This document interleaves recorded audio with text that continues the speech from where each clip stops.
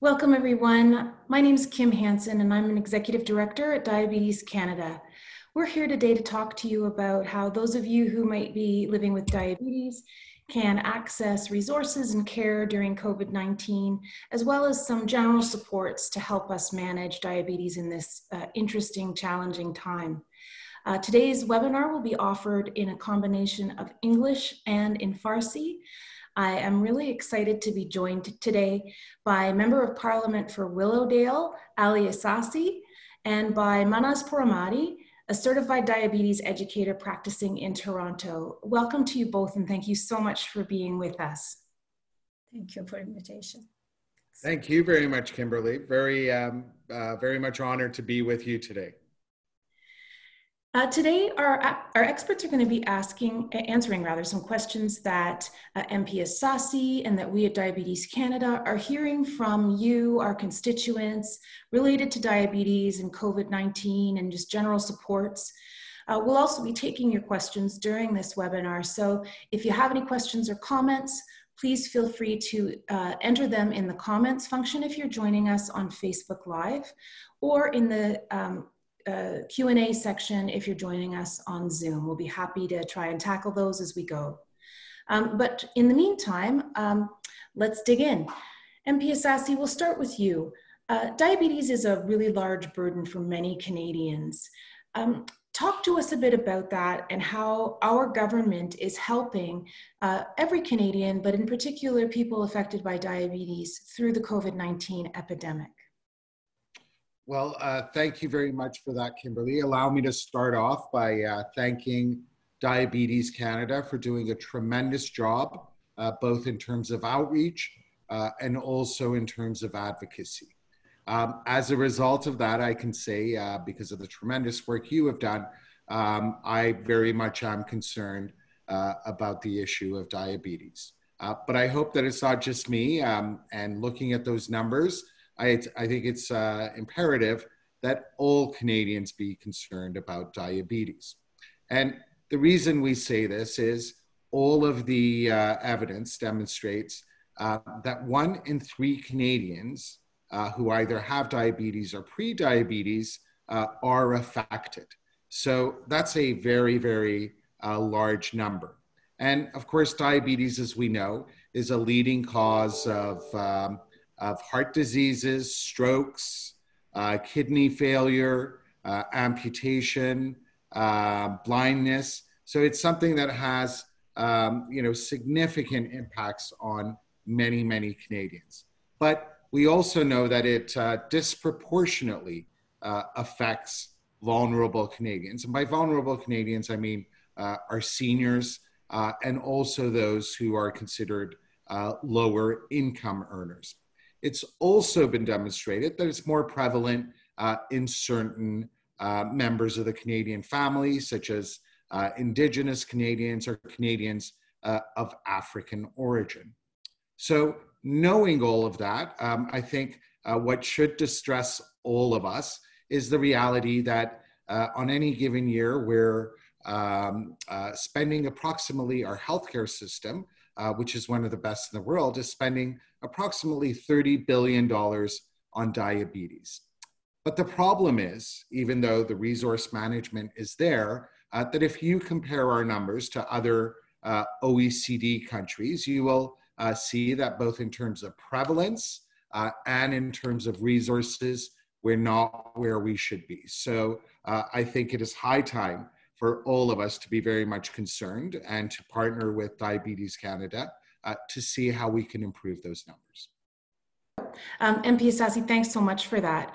Do you want to take a moment to perhaps first recap what you just said in Farsi, if you'd like, and then maybe could you speak to us about what the government's doing to try to help Canadians who might be living with disabilities, struggling to afford their medications and those sorts of things during these times?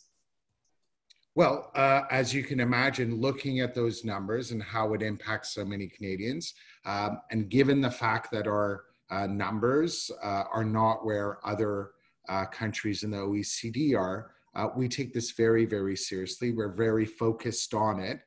and recognize that a whole lot more needs to be done. Wonderful. And I wonder, could you just recap a bit of that in Persian? In Farsi, absolutely. دوستان همونجوری که میدونین خیلی خوشحالم امروز در خدمت Diabetics Canada هستم. Diabetics Canada یکی از واقعا گروه‌های غیر انتفاعی هستش که بی نهایت زحمت میکشه برای اینکه با این مسئله دیابتیک به مراتب جدی‌تر عمل بکنیم. علتی که فکر میکنم هم بنده و هم خیلی از کانادایی‌های دیگه در مورد این مسئله میفهمیم که به مراتب باید جدی‌تر گرفته باشه این هستش که تمام شواهد نشون میده که از هر 3 تا کانادایی 1 دونشون که یا دیابتیک هستن و یا پری دیابتیک با این مسئله دست و پنجه نرم میکنن و همونجوری که میدونین از لحاظ ناراحتی‌های قلبی، از لحاظ ناراحتی‌های دیگه واقعا دیابت بودن میتونه که مسئله بغرنجی باشه. به همین جهت با در نظر گرفتن این که تمام شواهد نشون میده که در بعضی گروه مثلا در میون سالمندان هایی که درآمد پایین تری دارن این گروه ها بیشتر از گروه های دیگه شانس دیابتیک شدن دارن. مضافه بر اون در بعضی از گروه ها امثال indigenous community و یا کانادایی هایی که اصل و نسب آفریقایی دارن میبینیم که به مراتب این مسئله بیشتر پررنگ هستش. ولی مسئله‌ای که هستش این هستش که با وجود اینکه هلت کیر کانادا یه چیزی در حدود سالیانه 30 بیلیون دلار خرج دیابت ها میکنه، ولی وقتی نگاه میکنیم این آمار رو و مقایسه میکنیم با کشورهای اروپایی مشخصه که به مراتب باید بیشتر کار بکنیم و از سیستم های دیگه اروپایی یاد بگیریم که چجوری بتونیم به مراتب مسئولانه تر و بهتر عمل کنیم. Fantastic. Thank you so much, MP Ehsassi. Now I'd like to welcome Mahnaz. Mahnaz, many Canadians living with diabetes are wondering whether they're at greater risk to COVID-19 because they live with pre-diabetes or diabetes. What would you tell them? Okay, first I want to say good afternoon to all the participants. And I just want to start the kind of like question and answer from myself. And yes, the question is are people with diabetes are more at risk of getting COVID-19? The answer is no. When it comes to virus, everybody has the same risk if you have diabetes or general public.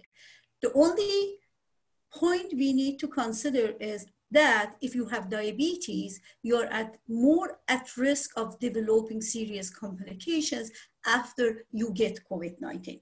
Otherwise, if you follow public health guidelines and all the measures and put them in place, you are protecting yourself. And if on the top of the diabetes, you have other health issues added to it, like if you have heart disease or you have blood pressure and you have a nerve system disease, then it puts you at more risk. When you catch the virus, you will develop more complication and more serious issues, like you may get pneumonia. Now, we have to look at if your diabetes is managed and you are keeping your diabetes in good control and you are keeping your blood sugars in the control, the one are your targets, you have lower risk of being at risk and developing more serious complications if you get the virus. If your blood sugar is not in control and it is fluctuating, then it's not just only virus, you are at risk of developing diabetes complication as well. And also when you get the virus, you will have more serious issues. No, we are going to look at it and say, if I have a type 1 diabetes and type 2 diabetes, are we more at risk, or type 1 is more at risk, type 2 is less at risk? No, at this time, there's nothing to prove that there's a difference between, when it comes to the virus, there is no difference. Everybody, again, like the general public, everybody is at risk. No, we are going to look at it to see what do we do when in this situation. First, we need to be alert of the symptoms. If there is a fever, there is a dry cough, and there's a shortness of breath, yes, don't just rush to the hospital. Just stay home, call your doctor, call the public health office, and explain your symptoms. If it's mild, you could stay at home. You could take care of yourself at home. Still frequently test your blood sugar, take your medications, and keep hydrated, because these symptoms like fever, cough would cause dehydration. Try to limit coffee and tea because there's a caffeine. They are diuretic. You lose more water. Keep yourself cool, and also watch your symptoms. And now, if in 24 hours your symptoms are still there, I will say you seriously need to see your doctor or call your diabetes care team and talk to them to what to do. During the sick days, we have sick days management, because in this case, you may have to stop some of the medications you're taking for diabetes, or taking for your heart, or you're taking for your blood pressure, but you cannot stop it on your own. You need to get in touch with your pharmacist or your primary care provider or your diabetes team, like your diabetes certified educators, and they will guide you how to take care of your medications. If you're on insulin and you're not eating well, it's a good idea, adjust your insulin. If you don't know how to do it, again, contact the care provider, contact the people who are ready to help you. And also, it's a good idea to have a list of all your care providers written and handy, have all the list of your medications, and have your blood sugars readings, that when you call, you could give all of those to your care providers and also ask them how to manage your diabetes. Now, when do you go to the hospital? When you are really, really sick. And then when you are getting the chest pain, you really have difficulty breathing, or also your lips and your face is getting the kind of bluish color, that's the time you really need to get to seek immediate assistance, call ambulance or go to the emergency. And it's absolutely safe during this time to go to the emergency and take care of yourself. Wonderful. That's excellent advice, Mahnaz. Thank you very much. Would you repeat some of that in Farsi? And then I've already got a great question for you. I will try my best. سوال این هستش که آیا کسانی که بیماری قند دارن در مقایسه با کسانی که سالم هستن به یک اندازه در معرض خطر کووید 19 یا ویروس کرونا هستن؟ جواب هستش که نه، همه جامعه، همه مردم، بزرگسالان، چون بچه‌ها تا حد ایمن هستن، همه به یک اندازه در معرض خطر هستن وقتی که ما از کرونا صحبت می‌کنیم.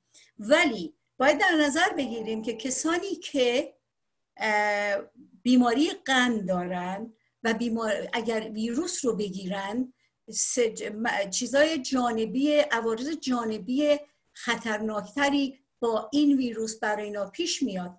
مخصوصا اگر شما بیماری قند دارین و قند خونتون تحت کنترل نیست، تحت اون کنترلی نیستش که برای شما گذاشته شده، بعد وقتی که شما بیاین و ویروس هم بیاد، منیج کردن خیلی سخت میشه و شما عوارض جانبی بیشتری رو تجربه میکنید. ولی اگر قند خونتون در حدی هستش که کنترل خوب دارین، وقتی که ویروس رو هم بگیرین میتونین از این مواظبت بکنین. حالا چیکار بکنیم در منزل؟ اولا که مثل همه جامعه، همونطور که سازمان بهداشت کانادا دستور بهداشتی داده، اونا رو رعایت بکنیم و در ضمن اگر در خونه هستیم در نظر داشته باشیم که آیا من هیچ علائمی دارم، اگر تب دارم، اگر سرفه میکنم، اگر یه مقدار تنگی نفس دارم بهتره که زنگ بزنم به دکتر، بهتره که زنگ بزنم به سازمان بهداشت کانادا و علائمم رو توضیح بدم و ببینم که آیا من احتیاج دارم که تست بشم یا نه. اگر علائم خیلی شدید نیست شما خودتون میتونید در خونه از این مسئله مواظبت بکنین، به اندازه کافی نوشیدنی میل بکنین، داروهاتون رو بخورین، قند خونتون رو سعی کنین که در حدی که هست برای کنترل نگه دارید. ولی اگر در عرض 24 ساعت اینا برطرف نشدن و حالتون بهتر شد، حتما به دکترتون، به کسی که برای شما Certified Diabetes Educator زنگ بزنین به اونا و توضیح بدین، چون بعضی وقتا وقتی که بعد از 24 ساعت علائم برطرف نشه شما احتیاج دارین که بعضی داروها رو قطع بکنین. ممکنه که داروی بیماری قند یا داروی بیماری قلب یا داروی فشار خون رو قطع بکنین، انسولینتون رو تنظیم بکنین، ولی اینو شاید خودتون تنهایی نتونین بکنین و این بهتر هستش که تماس بگیرین و وقتی هم که تماس میگیرین خیلی خوبه که شما همیشه لیست کسایی رو که دکتر شما هستن و درمان شما رو تحت نظر دارن، داروخونه خودتون رو و لیست تمام داروها رو در دستتون داشته باشین، قند خونتون رو اندازه بگیرین و وقتی که زنگ میزنین تمام این اطلاعات رو بدین و بگین که چجوری از بیماری قند خودتون در این شرایط و کرونا مواظبت بکنید. کی بیمارستان برید؟ وقتی که دیگه خیلی علائم شدید شدن، تنگی نفس، رنگ صورت داره کبود میشه، ممکنه سرگیجه بگیرین، اون وقتی که حتما بریم به اورژانس و مطمئن باشین اورژانس هم 100% سالمه و هیچ اتفاقی نخواهد افتاد. آخرین چیزی هستش که اگر کسایی که بیماری قند تایپ 1 دارن یا تایپ 2 تفاوتی هست که چقدر در خطر هستن، دوباره هیچ چیزی به اصطلاح تحقیقی نشده که نوع 1 یا 2 در مقایسه با اینکه در معرض خطر هستن تفاوتی با هم دارن. دوباره برمیگردیم به اینکه همه در خطر هستن، فقط بر طبق اینکه در چه شرایط سلامتی هستین چیزی که بعداً به وجود خواهد آمد فرق خواهد کرد. Thank you so much, Mahnaz. We have our first question, which is from Armit, who is living with type 1 diabetes. He is 30 years old and he lives in Montreal. His A1C is really good. It's 6.3. Congratulations, Armit. That's no mean feat. That's really good. And his blood sugar is well controlled, obviously. He's working as an engineer for a construction company and is scheduled to go back to work on Monday. Yes. His employer has been really accommodating, which is great, good employer. So doesn't mind if our mate continues to work from home.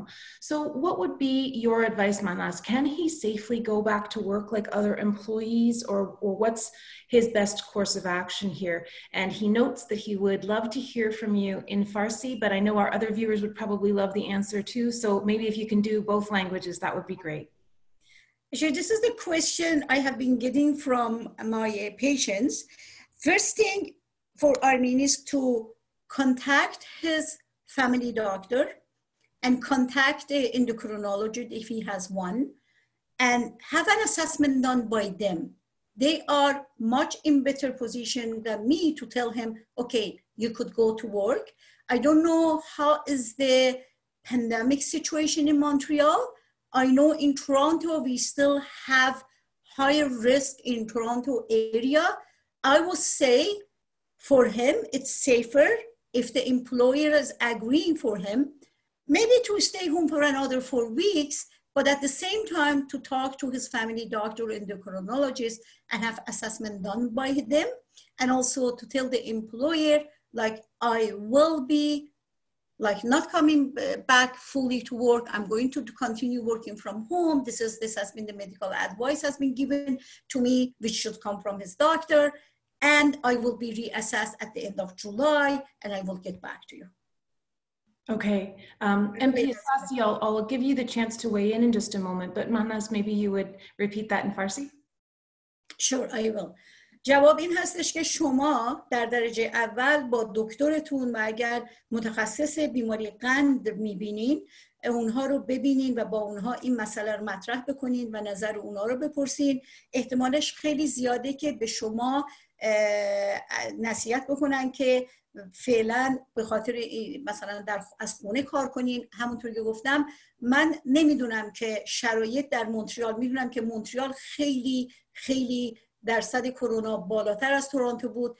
در تورنتو این مسئله هنوز در داخل شهر کاملا برطرف نشده و من از مریضای خودم میگم شما با دکترتون صحبت بکنین و حتما مطرح بکنین و شاید این بهتر باشه که شما برای ماه جولای هم از تو خونه کار بکنین و برای ماه آگست آماده باشین، ولی این رو نگین که من جولای رو نمیام میشنم از تو خونه کار میکنم و آگست برمیگردم سر کار. این رو بذارین دکترتون تصمیم بگیره. بگین که اگر دکترتون گفتن خونه بمونین، بگین که این نصیحت پزشکی، دستور پزشکی دکتر من بوده که من جولای رو از خونه کار بکنم و در آخر جولای دوباره میرم پیش دکترم و میگم که من آگست میام یا نمیتونم. Thank you so much. MP Ehsassi, is this a question you're hearing, and what's your response to your constituents? Well, I think if there's one lesson that we have learned loud and clear during this period, it is that elected officials should really always defer to public health officials. So in this particular case, completely defer to Ms. Pourahmadi, and I think it makes eminent sense to make sure that our friend Armit doesn't throw caution to the wind, that he does actually contact his physician who knows all the details and can also advise him as to how things are in Montreal. Let's bear in mind that Montreal has one of the highest incidents of COVID. So Armit, please take good care of yourself and make sure that you are in contact with your doctor and that you ultimately, pursue the best option here. Thank you for that. I think that's sound advice. Now, Mahnaz, I know that during COVID, many of us have either struggled to access our healthcare provider or have maybe more recently been experiencing virtual visits with our healthcare teams. What are you recommending that people with diabetes do to access care during COVID-19, but also to care for their own diabetes while we're in some measure of physical distancing, depending on where you are in the country? Okay, I would say if I give my experience from my work, I have been working remotely from home since end of March, but I have been accessible to my patients. And I have been constantly, I had a phone visit with them, virtual care for them. And if they call my office, because we still have someone takes the call and I get the message, I call them right away. And I understand and I hear from my patients that all the doctors and all the endos are available virtually. Yes, they are not seeing any patient like us, but we are available through the phone.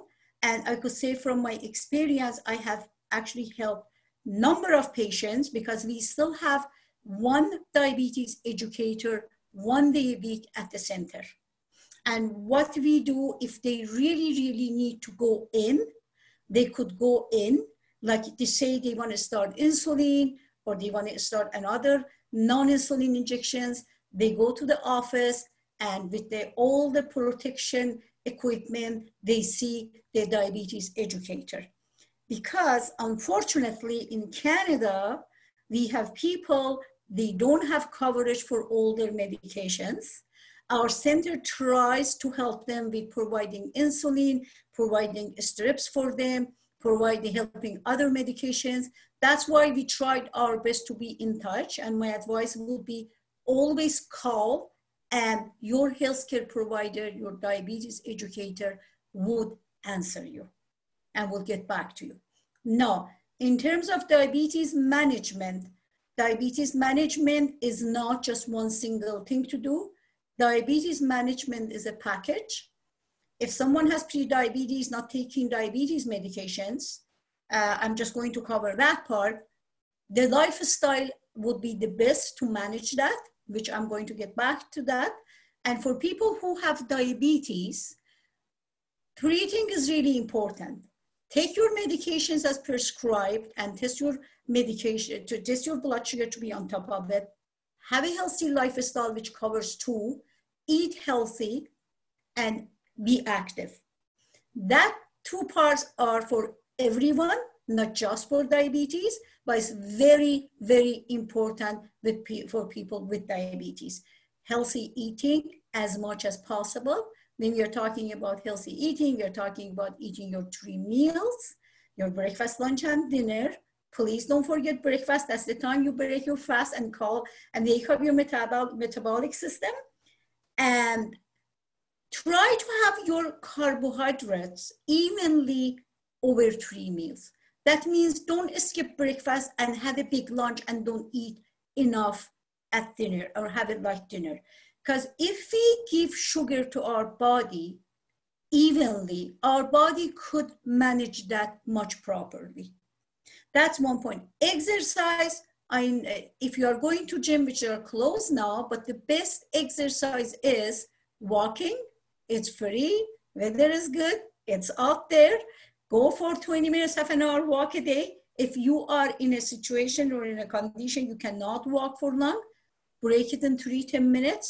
And I know from my patients, there are lots of number of programs available on TV or via Zoom.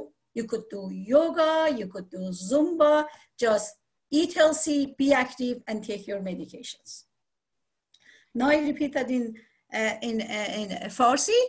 اگر بیماری قند دارین، اگر دکتر که 100% داریم دکتر خانوادگی، یا اگر تحت نظر متخصص هستین و اگر کسایی رو میبینین که برای شما آموزش بیماری قند رو مدیریت کردن رو بهتون میدن که چجوری کنترل بکنید، ما همه در دسترس هستیم با تلفن، با ایمیل.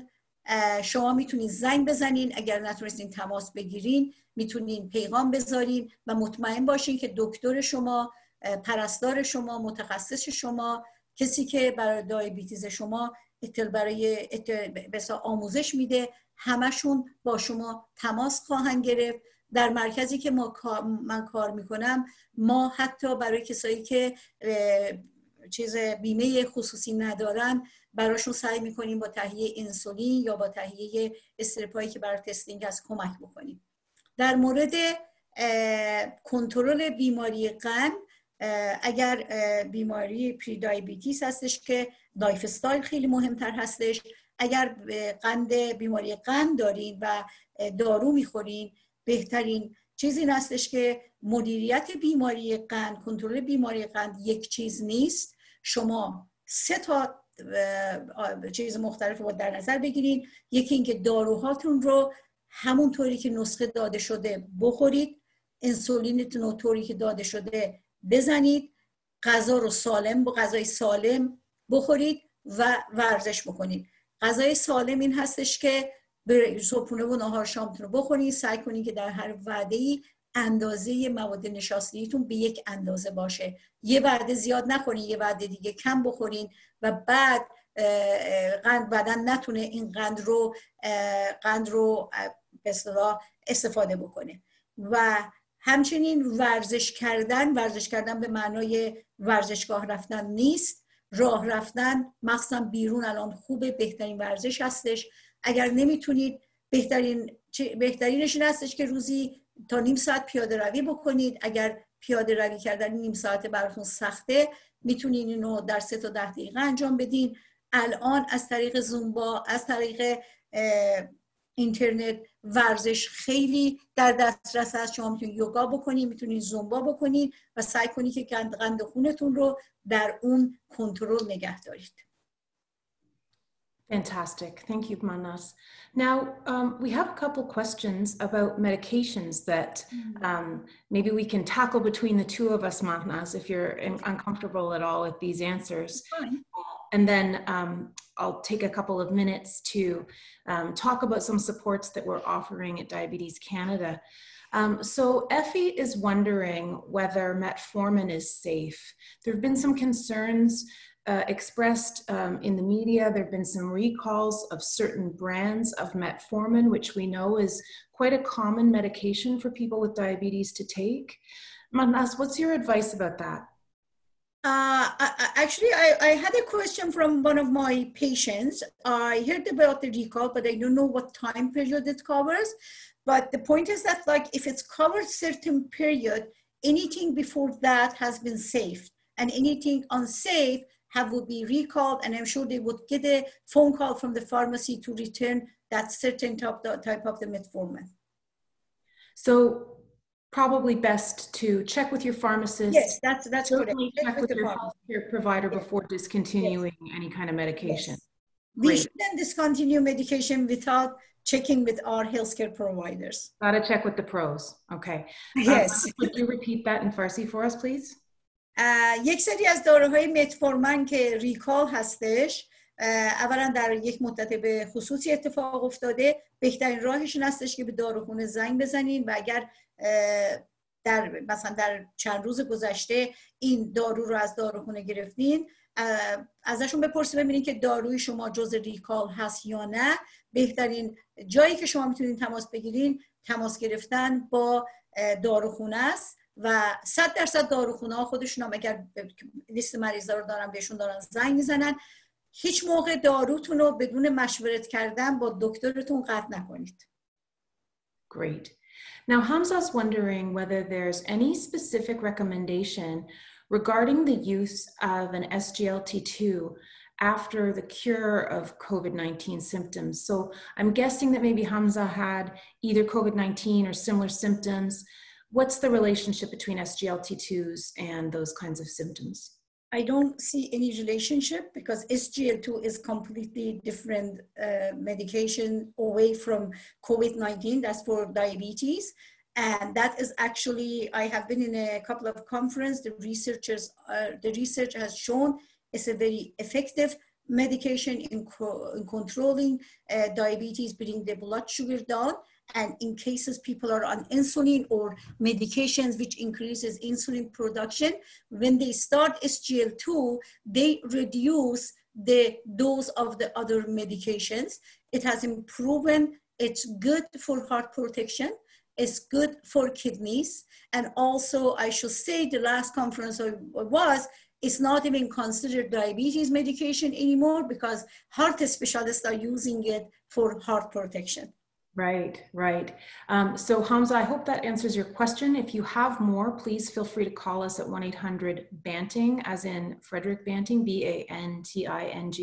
But Mahnaz, maybe you'd repeat that in Persian, Farsi. Okay. SGLT2 کلاسی از داروها هستند که هیچ چیزی با کووید 19 ندارن. این دارو مخصوص کنترل بیماری قنده و این دارو تحقیقات نشون داده که خیلی داروی خوبی است و کمک میکنه به کنترل قند و کمک میکنه به کسایی که انسولین استفاده میکنن یا حتی داروهایی رو استفاده میکنن که تولید انسولین رو در بدنشون افزایش میده. بعد از اینکه شروع میکنن SGLT2 رو خوردن، دوز اون یکی داروها رو دکترها و متخصصا معمولا کم میکنن. تحقیقات نشان داده در عرض 2 سال گذشته که SGLT2 یک بنفیت محافظت قلب و کلیه داره. حتی الان متخصصین قلب SGLT2 رو به عنوان داروی قلب سوا از داروسازی از دیابتیس هم استفاده میکنن. Thank you. So as I mentioned, if I may, I'd like to take just a couple moments to speak to our viewers about some supports that Diabetes Canada has begun to offer during this time in response to COVID-19. I want to first reassure everyone that now more than ever, we are here to support those of you in our diabetes community. So although like everyone else, we're working from home, we're working harder than ever. And we're working to offer more virtual and digital tools than ever before, which I think is actually sort of a silver lining if there is one in this epidemic. We are, our 1-800-BANTING information line remains open. You can also email it at info@diabetes.ca. And in fact, since COVID-19 began, we've actually had a wonderful team of diabetes educators and experts who have volunteered to respond to requests for personalized advice and information about diabetes through our 1-800 line. So if you've got specific questions and you're having a difficult time finding your healthcare provider to answer them, please reach out to us. We're always available and we'll answer your questions within 24 hours. We've got a website, diabetes.ca/coronavirus, where we're providing lots of information and tools, answers to your frequently asked questions. There's a letter there that you can print off if you're wanting to have a conversation with your employer about how they might make accommodations for you, given that you're maybe feeling at greater risk due to having diabetes. If, heaven forbid, you need to go to hospital, there are some tip sheets and some kind of packing lists and what we call carry letters that you can bring with you if you're living with type 1 and you want to kind of continue your insulin therapy on your own. So check there for some resources. Every Friday, we've been providing answers to your frequently asked questions via video in our Ask the Experts series. So another one of those will be going live just in a few hours. And actually, it's going to be going on summer vacation soon, but we'll be bringing that series back in the fall as a general diabetes information series, not just related to COVID-19. We're going to be bringing lots more conferences and engagement opportunities to you through the rest of the year. We're going to have a virtual type 1 conference, a virtual conference for diabetes healthcare providers. So we're finding lots and lots of ways to hopefully connect well with those of you in the community and continue to meet your needs, even while we're all in these unfamiliar circumstances. And then finally, we're making sure that your healthcare providers are kept up to date with the latest research. We're offering lots of webinars and education sessions for them to keep them up to date on Corona, but also to give them skills to offer great care via virtual meetings, which is new territory for so many of us. So I hope that that's helpful for you. We would really invite you to reach out to us at any time with any more questions or to share anything that we could do to help you more. Mahnaz, could you offer any of that in Farsi for those of our listeners who prefer that language? Okay. Diabetes Canada اگر وبسایتشون رو برین diabetescanada.ca اینا صفحه‌ای دارن که وصل بشین، سوالا رو جواب میدن و همچنین ویدیوهایی رو انجام دادن که ویدیوهایی رو تهیه کردن که سوال و جواب که این سری هستش که هر فرایدی هر جمعه پخش میشه. برای تابستون این ویدیوها رو به اصطلاح تعطیل خواهند کرد و دوباره در فال برمیگردن. در پاییز با ویدیوهای بیشتر به طور بیماری قند به طور عمومی. Thank you. Now, something, Kim? Yes. I just wanted to give, I know you know about the community health centers with diabetes education program. I work in one of those. These education programs started in year 2000, and back to MP Ehsassi, they created these programs that to give educations to people with diabetes to keep the healthcare cost lower, because we spend more time with patients than doctors or specialists. We give them the full assessment and we help them and empower them to take care of their diabetes. And all the community health centers with the diabetes education program, they accept doctor referrals, specialist referrals, and self-referrals. I think that's such an important point, Mahnaz, and I don't know what I would ever do without my diabetes educator. She's my right hand. So thank you, and thank you for all that you do to provide service to our community. It's really important. So we're sort of approaching the end of our time together. I wonder whether MP Ehsassi, Mahnaz, you might like to offer any kind of concluding remarks, any thoughts or messages that you would have for our viewers to take away with them. Maybe we'll start with MP Ehsassi. Yeah, go ahead. I think what's important to bear in mind is that we all have to do better. I think The government has to do a much better job in terms of determining where those resources are spent and how they're spent and how we get those numbers down. But as been pointed out today and on other occasions, it's also important for Canadians to have public awareness, to understand that there are a host of different things that they can do so as to diminish the prospects of diabetics, whether it be doing regular exercise, whether it's nutrition. We all have to do a much better job, keep this in our thoughts, and make sure that we move forward together.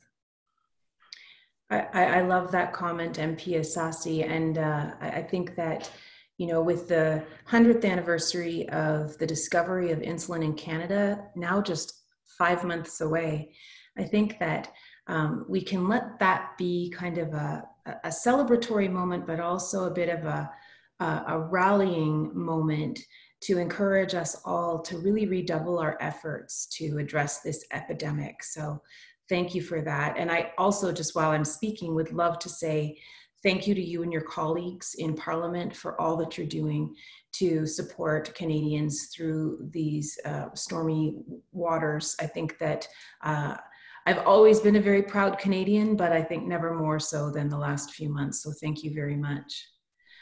I wonder, would you care to repeat any of your remarks in Farsi before we turn it to Mahnaz for her final thoughts? Absolutely.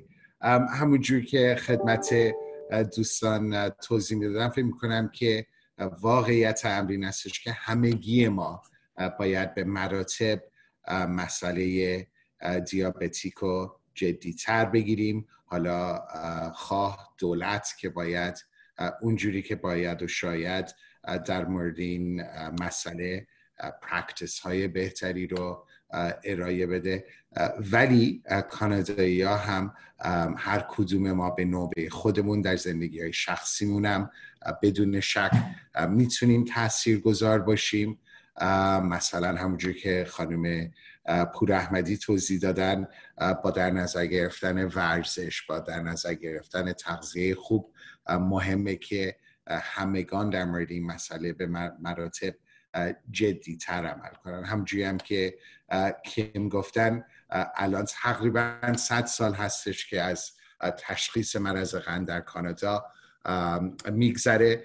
چه بهتر که از این فرصت استفاده بکنیم که هوشمندانه تر عمل بکنیم و انشالله بتونیم که با این مسئله اونجوری که باید و شاید دست و پنجه نرم کنیم. Thank you. Mahnaz, over to you. I am going to give two different key messages. One is with COVID-19. Please follow all the instruction by Health Canada.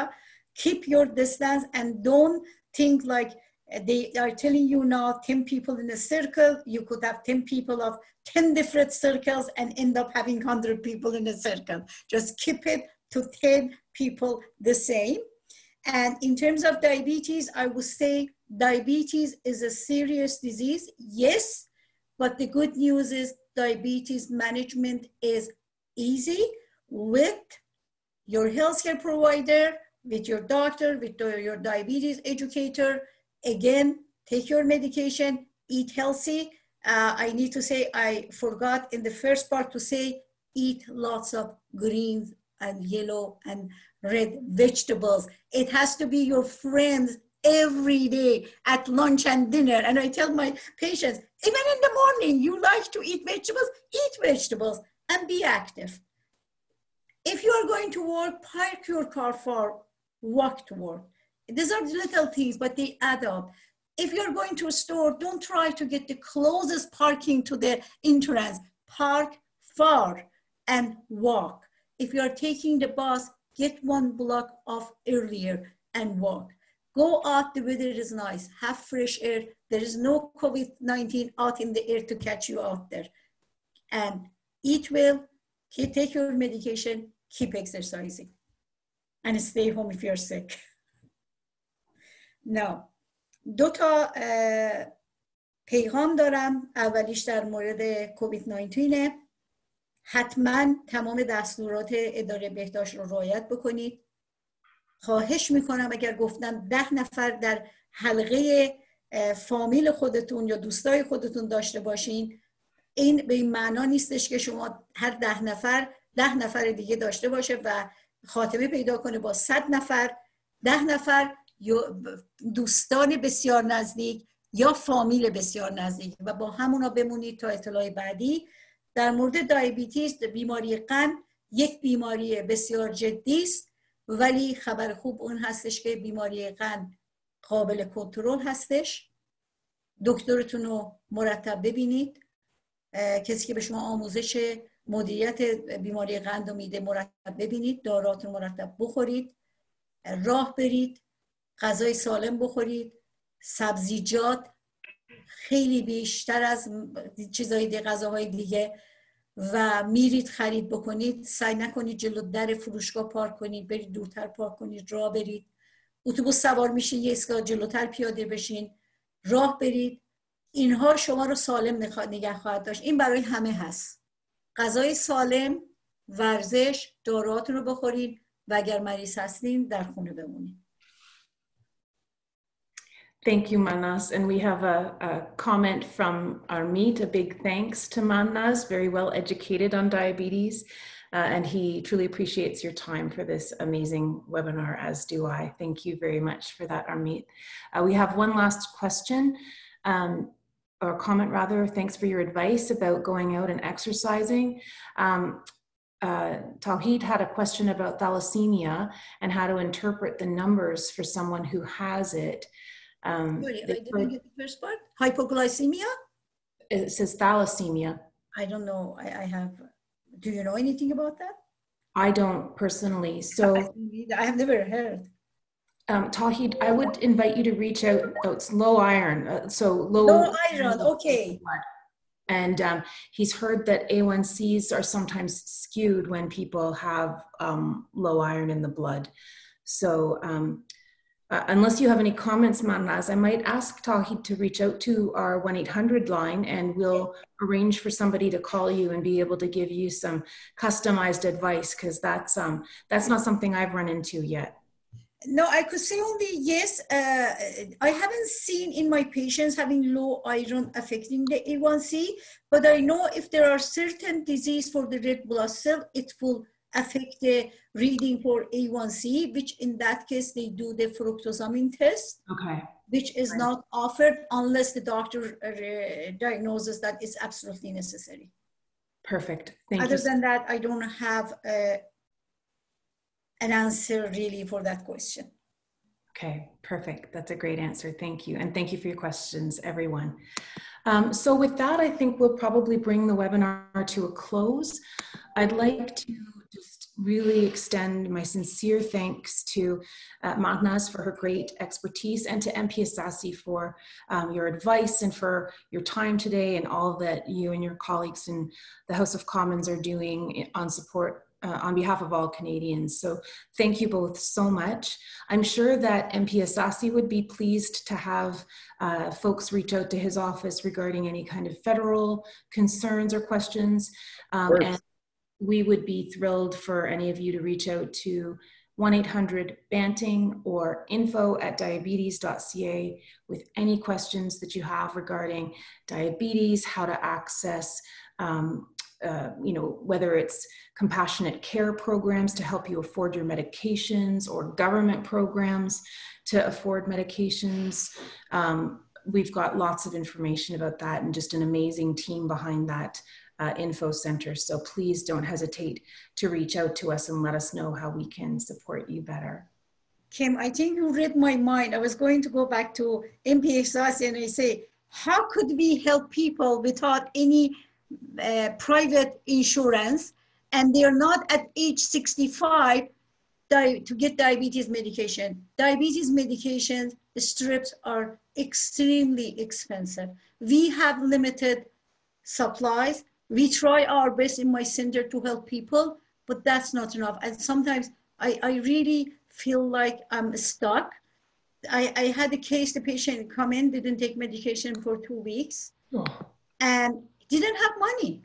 didn't have money. I had to wait to walk through my office to get the emergency fund for her to go and get the medication from the pharmacy. This is really something the government has to consider and do something about covering the medications for people who are in need. Well, and I know that they are.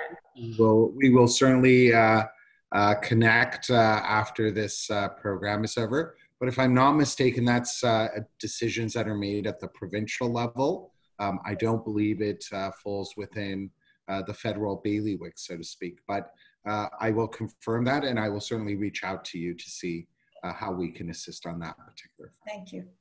I think you're right, MP Ehsassi, and it's something that we at Diabetes Canada are also very focused on, working with all levels of government to make sure that every Canadian with diabetes has access to the medications, devices, and supplies that they need to live well. So if you're struggling, reach out. We can often point you in the direction of some help. So with that, I will wish all of our viewers a good rest of your day. Thanks again to our expert speakers, and be well.